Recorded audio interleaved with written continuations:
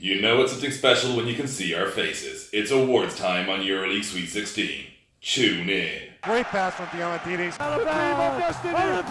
lob inside! There we go, 40 minutes to a title. David Blue for three. On the mark, David Blue. Now Spinellis drives inside, looks for the alley-oop! Corey Higgins just exploding. EuroLeague Sweet 16. Exactly what you need. As ever, we are up on SoundCloud and we are, of course, on wherever you get good podcasts. So be sure to search for EuroLeague Sweet 16 to subscribe and get the episodes as soon as they drop. Hello and welcome to the 30 for 30 edition of EuroLeague Sweet 16. With me, Moshe from Team Scout, and as always, my great friends and co-hosts.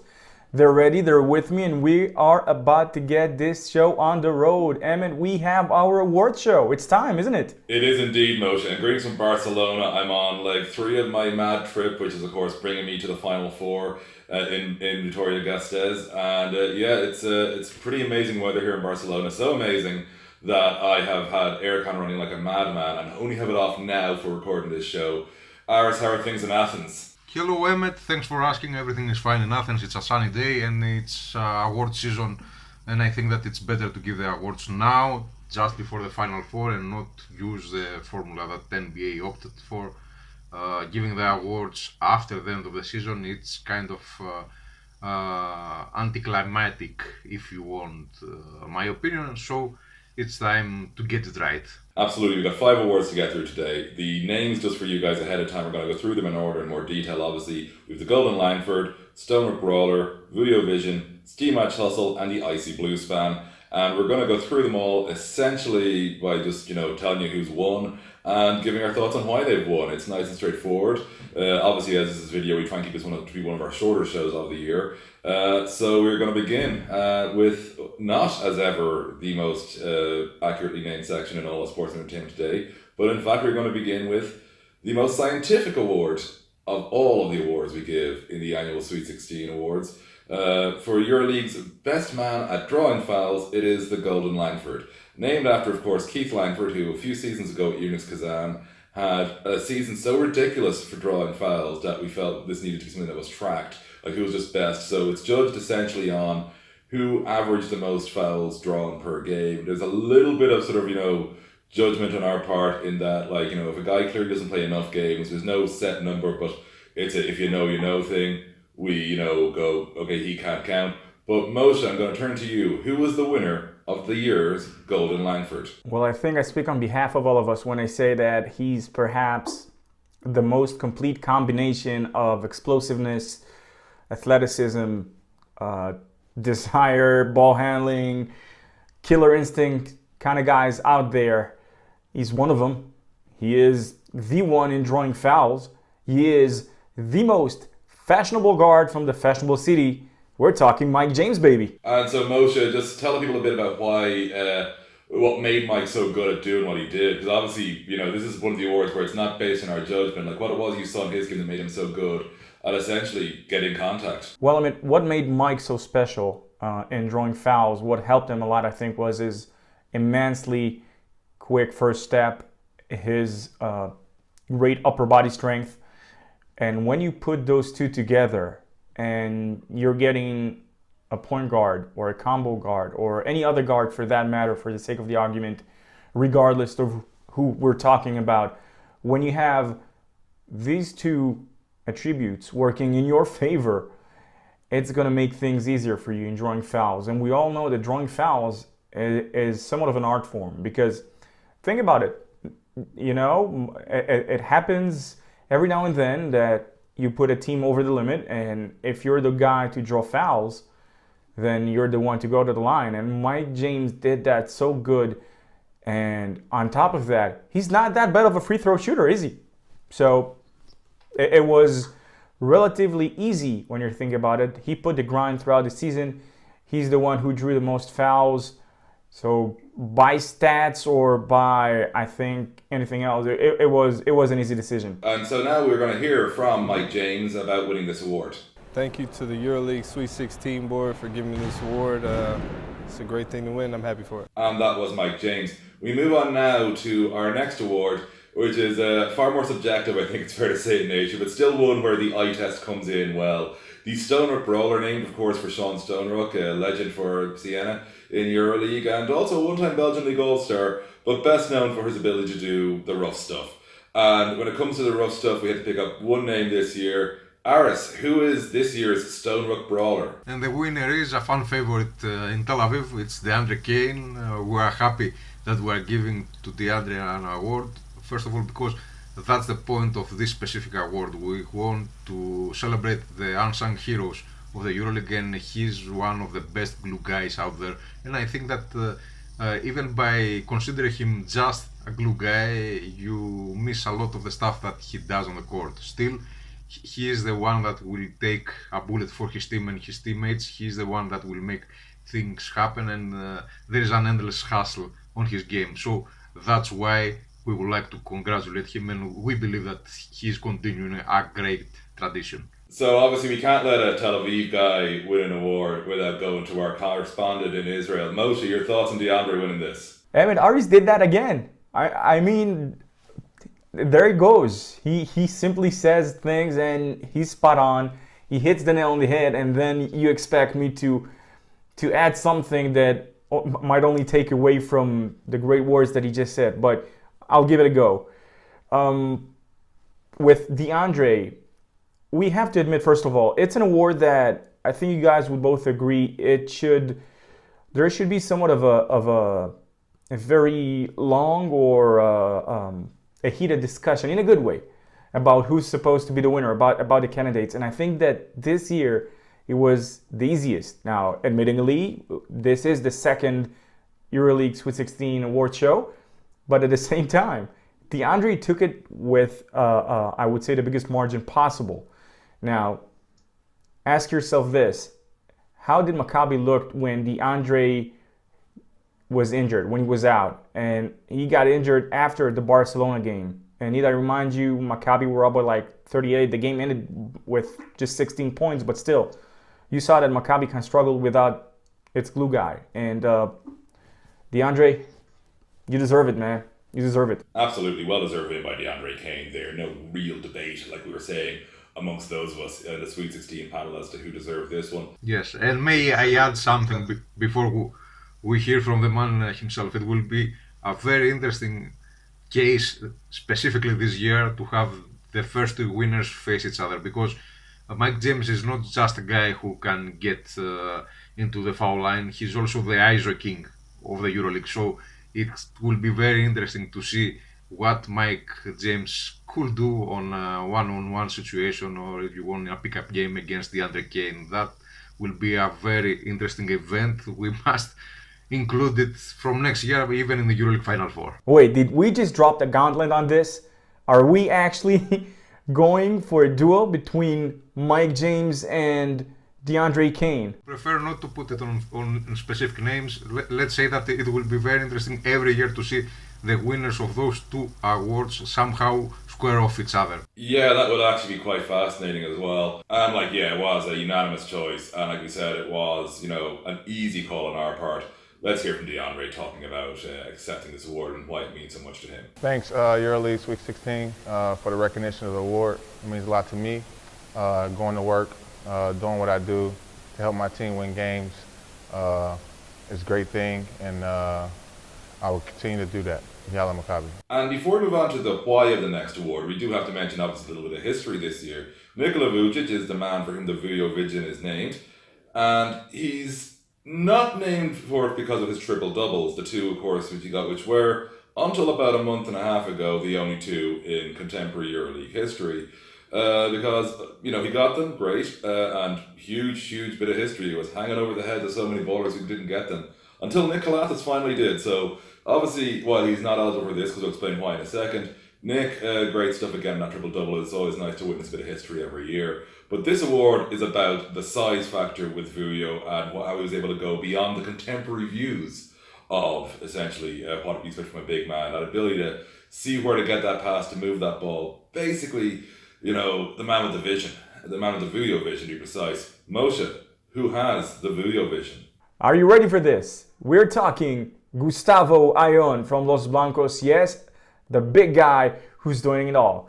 He's been averaging, Emmet, 8, 6, and 3, meaning 8.6 rebounds around that area and 3 assists. And for a big man doing it consistently in the EuroLeague, that's big. And it is really as well, Moshe, before we get on to Aris in this, because you got to remember, it's not like Goose is playing like, comical minutes. He's playing good minutes. But like, to be doing the 8-6-3 with, not heavy stuff, that's pretty darn impressive. I mean, it's just shy of 20 minutes. So when you look at his stat sheet, you're thinking 8, 6, and 3, wow, it's great. And 120 minutes, wow. But what makes it so special? Look at the Madrid style of game. Their bigs are playing for the guards. They are a perimeter-oriented team. So we're talking a guy that can not only pass the ball, but he's the one who's setting the screens for all them three-pointers that Boom Boom sticks in. And obviously not just him. I mean, all their interior positions, they are the guys to set the screens for the pin downs.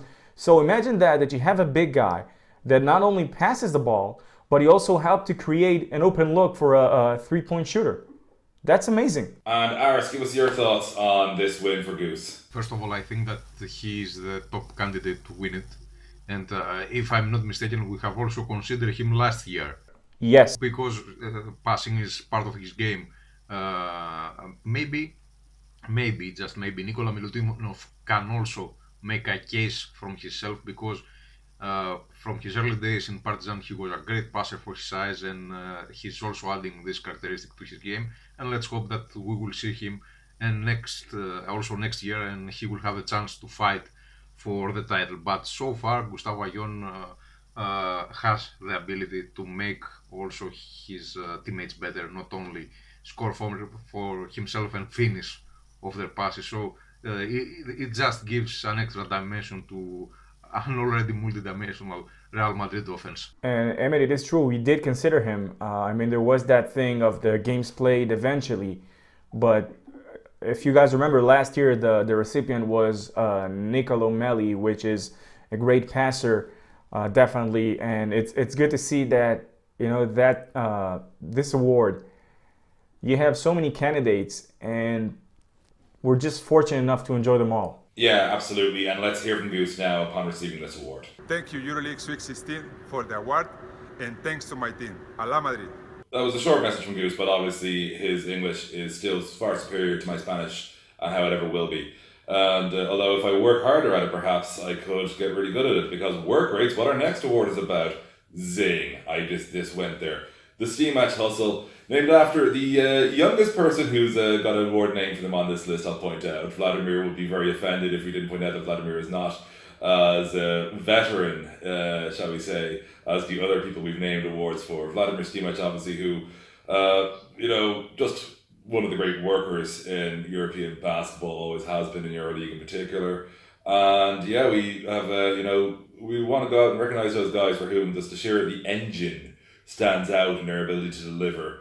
And Aris, who is this year's winner of the Stimac Hustle? So the winner of the award is Daniel Hackett, and it's a pleasure to have Daniel Hackett win any kind of an award. He needs a shout out.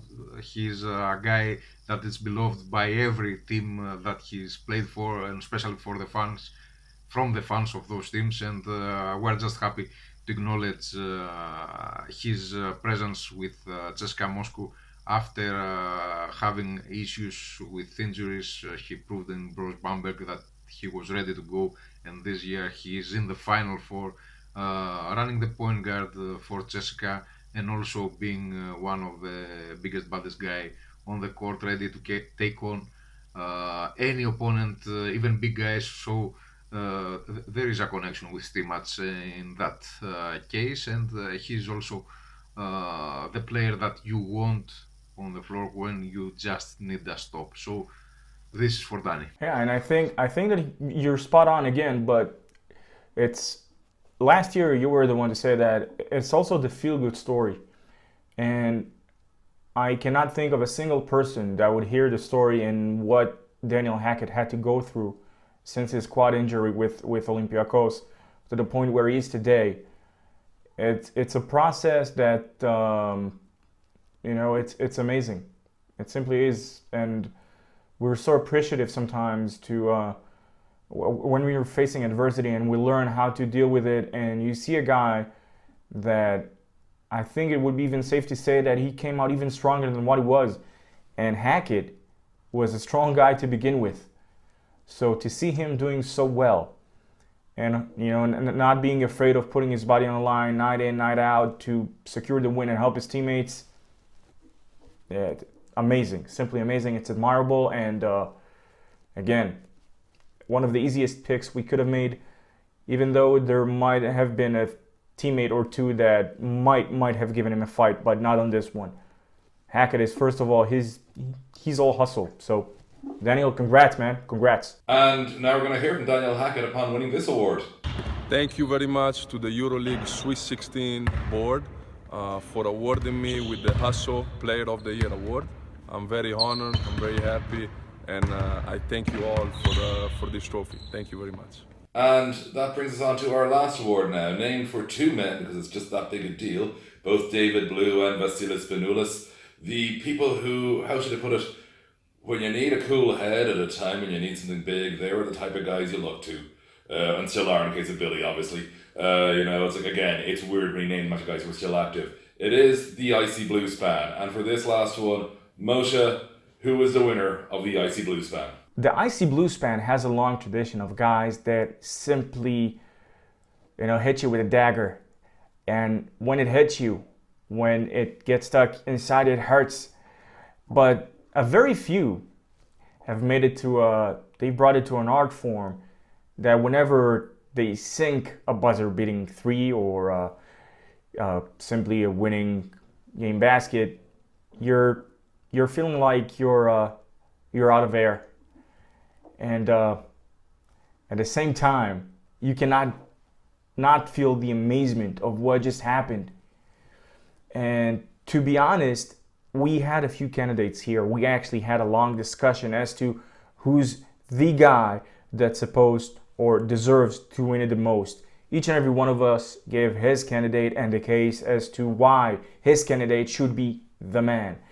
But at the same time, there was this one game that was played while we were just about to lose it, in terms of we were undecisive, and all of a sudden he started nailing them one after another, beating the shot clock, then beating the halftime buzzer, and eventually it came out big with ending the season, with the regular season in the EuroLeague, with a buzzer beating step back three-pointer.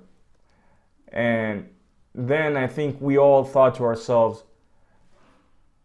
that should have been from the get-go. That should have been the number one pick. That was supposed to be easier.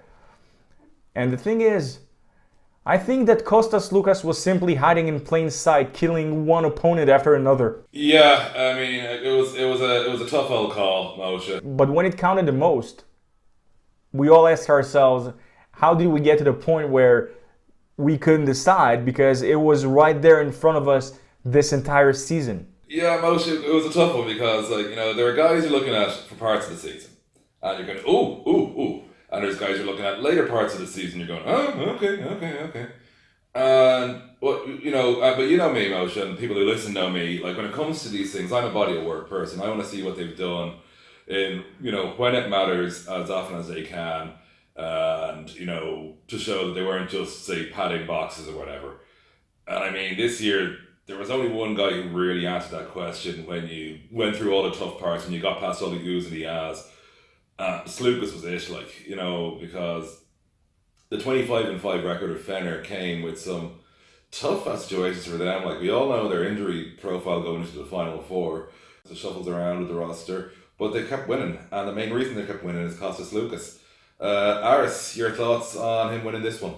Well, Slukas is going to be one of the hottest names in the summer, and one of the reasons is the fact that he takes big shots and usually makes it. Having said that, I think that we have also to mention one of the teammates of Kostas Lukas, Bobby Dixon, also known as Ali Mohammed, who was also a big candidate for this award. We went with Lukas simply because he has done it more times during this season, and Hopefully for Fenerbahce fans, both of them can combine in the Final Four, because Fenerbahce is expected to be missing a lot of firepower. So both Lucas and Bobby Dixon should have the license at least to shoot and maybe to kill. To be honest, there is an honorable mention we can all say, and I think Corey Higgins, the guy made so many, he hit so many daggers throughout the season that I think eventually what killed the discussion, what decided it,